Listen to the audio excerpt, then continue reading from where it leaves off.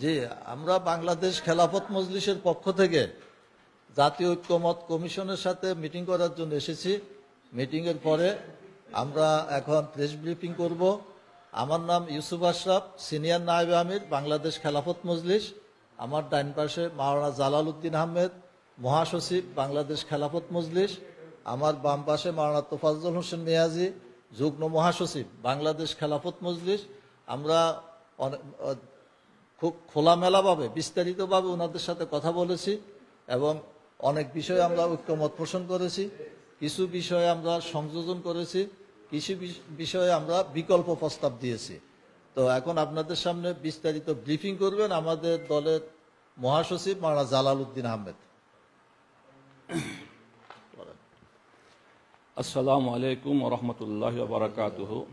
প্রিয় সাংবাদিক ভাইরা, আমরা সকলে জানি বিগত 15 বছর ফ্যাসিস্ট সরকার বাংলাদেশের সংবিধান, বিচার বিভাগ, নির্বাচন বিভাগ সহ সকল বিভাগকে তারা একদলীয়ভাবে তারা কায়েম করেছিল, ধ্বংস করে দিয়েছিল। তো বর্তমান ইন্টারিম গভর্নমেন্ট এই বাংলাদেশকে পুনরুদ্ধার করার জন্য একটি জাতীয় ঐক্যমত কমিশন গঠন করেছে। এই জাতীয় ঐক্যমত কমিশনের পক্ষ থেকে আমাদের কাছে 166টি প্রস্তাব ওনারা পাঠিয়েছিলেন। আমরা এই প্রস্তাবগুলোকে দলীয়ভাবে বিচার বিশ্লেষণ করে আজকে আমরা মিটিংয়ে শরিক হয়েছি। তো এই মোট প্রস্তাবের মধ্যে আমরা 147টি প্রস্তাবে একমত হয়েছি, আর দ্বিমত পোষণ করেছি 15টি প্রস্তাবে, আর আংশিক একমত 4টি প্রস্তাবে।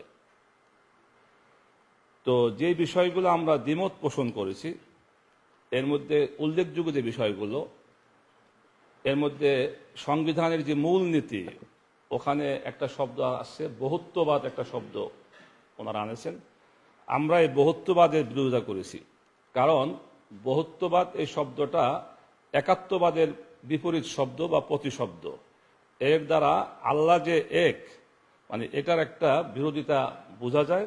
এজন্য আমরা সংবিধানের মূলনীতি থেকে এই বহুত্ববাদ শব্দটিকে বাদ দেওয়ার জন্য আমরা জোর প্রস্তাব করেছি।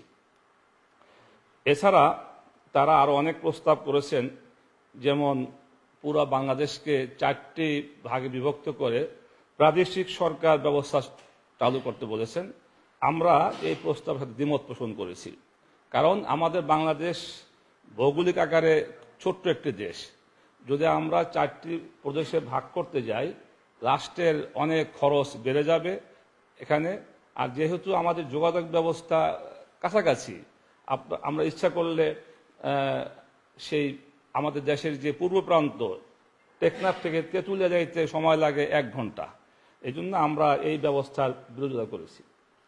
এমনিভাবে আমরা স্থানীয় সরকার ব্যবস্থাকে মানে শক্তিশালী করার জন্য প্রস্তাব করেছি। এখানে অনেকগুলো প্রস্তাব তারা করেছেন, আমরা কিছু বিরোধিতা করেছি। যেমন তারা প্রস্তাব করেছেন যে ওয়ার্ড মেম্বারদের ভোটে চেয়ারম্যান নির্বাচিত হবেন। আমরা এটা বিরোধিতা করেছি, কারণ যদি ওয়ার্ড মেম্বারদের ভোটে চেয়ারম্যান নির্বাচিত হন, তাহলে জনগণের যেই রায় এর প্রতিফলন ঘটবে না। আমরা বলেছি যে জনগণের প্রত্যক্ষ সরাসরি ভোটে চেয়ারম্যান নির্বাচিত হবেন, ইউনিয়ন পরিষদ হোক, উপজেলা পরিষদ হোক। আর যদি ওয়ার্ড মেম্বারদের ভোটে চেয়ারম্যান নির্বাচিত হন, তাহলে দেখা যাবে এখানে টাকা সরাসরি চলে আসবে। আমরা এটার বিরোধিতা করেছি। আর আমরা আরেকটি প্রস্তাব মানে খুব জোরভাবে সংযোগ করতে বলেছি, যেটা ওনারা প্রস্তাব করেন নাই। সেটা হলো আমাদের সংবিধানে আল্লাহর উপর পূর্ণ আস্থা ও বিশ্বাস, অবিচল বিশ্বাস রাখার একটা বিধান চালু ছিল, কিন্তু বিগত ফ্যাসিস্ট সরকার ওটাকে সংবিধান থেকে রহিত করে দিয়েছে। আমরা বর্তমান এই সংবিধানে আল্লাহর উপর পূর্ণ আস্থা ও বিশ্বাস রাখার বিধান মানে পুনর্বহাল করার জন্য আমরা দাবি করেছি। এই ছিল আমাদের আজকের এই বৈঠকের মানে সারমর্ম এবং সংক্ষিপ্ত কথা। সংস্কার তো আলোচনা চলছে, তো আসলে প্রধান উপদেষ্টার পক্ষ থেকেও বলা হচ্ছে নির্বাচনের টাইমলাইন দেওয়া হয়েছে, তো আপনার নির্বাচন নিয়ে কোনো আলোচনা হয়েছে কিনা, অথবা আপনাদের অবস্থান কি নির্বাচন নিয়ে? আমাদের নির্বাচন বিষয়ে অবস্থা আমাদের দলের আমির এবং আমরা বারবারই ব্যক্ত করেছি। আমাদের স্পষ্ট কথা হলো যে ফ্যাসিস্ট সরকারের যারা দোষী এদের বিচার ব্যবস্থা এবং প্রয়োজনীয় সংস্কার, অর্থাৎ এই মুহূর্তে দ্রুত নির্বাচন করতে গেলে একটা সুষ্ঠু নির্বাচন করা সম্ভব নয়। আর সুষ্ঠু নির্বাচন করতে মানে প্রশাসনের যেই ক্ষমতা দরকার, পুলিশ প্রশাসনের যেই সক্ষমতা দরকার, সেটা কিন্তু এখনো হয়ে ওঠে নাই।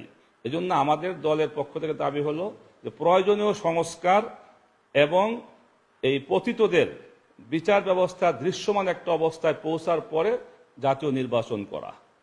আপনার মানে যেসবগুলো দ্বিমত ছিলেন এখানে আলোচনার মধ্যে কোনো কিছু একমত হয়েছিল কিনা, নতুন করে দ্বিমত যেগুলো আপনার জানিয়েছেন আলোচনার মাধ্যমে? না, যেগুলো আমরা দ্বিমত পোষণ করেছি আমরা এখানে কোনো আমরা একমত হই নাই।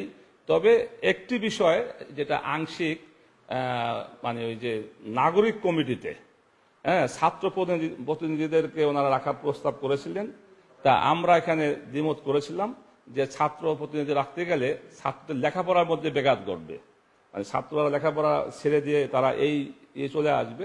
তো ওনারা এখানে ব্যাখ্যা করেছেন যে না, আমাদের উদ্দেশ্য হলো যে ছাত্ররাও কাজ করতে শিখুক, ছাত্ররাও জনকল্যাণ কাজ করতে শিখুক, আপনারা এটা পুনর্বিবেচনা করবেন। তা আমরা এই বিষয়টা বলছি যে ঠিক আছে, এটা থাকতে পারে, এই একটা জায়গা আমরা করেছি।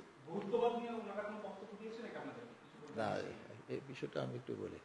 বহুত্ববাদের বিষয়ে ওনারা বলছিলেন যে বহুত্ববাদ ওনারা যেটা বুঝাইতে চেয়েছেন সেটা হলো বহু সংস্কৃতি, বহু মত, বহু পথের লোক যেহেতু বাংলাদেশে বাস করেন, সবাই বিষয়টা যেন এখানে অন্তর্ভুক্ত থাকে।